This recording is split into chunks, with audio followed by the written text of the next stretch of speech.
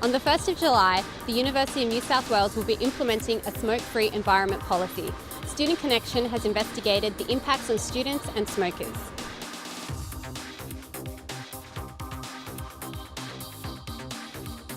Behind me is the library lawn, one of the 4 designated areas people are allowed to smoke in. The others are Gate 11, the outside bar at the Roundhouse and the physics lawn. We spoke to Vice President Neil Morris, who discussed the reasons why the policy was introduced and what it will mean for students.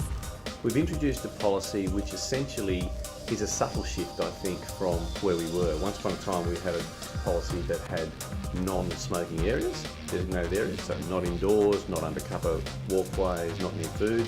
What we've really done is said, let's designate where smokers can partake in smoking, which means that the rest of the campus is smoke-free.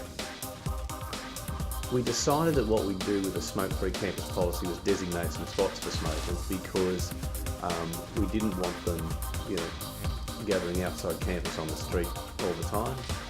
So we've created those zones.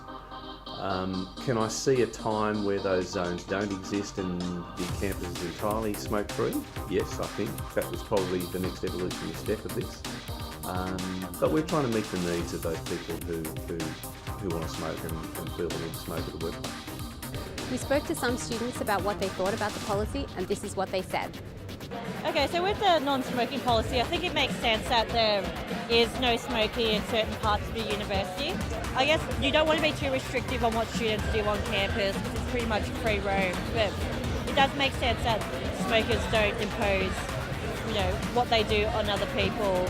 I think the majority of students on campus would like a situation where people that want to smoke have appropriate areas to do that. That way you balance interest in the situation. And I think on the whole the policy is positive. I think it's really good the way they've just gone about it, which is consulting students, consulting stakeholders like ARC on campus.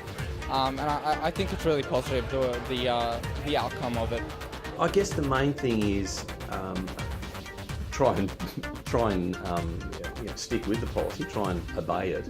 But I think of the UNSW environment as being one where people are able to very freely make comment on things, and nobody should be offended by a non-smoker saying to a smoker, "Hey, the policy says you can't smoke there. Here's a designated zone." That should be something we encourage.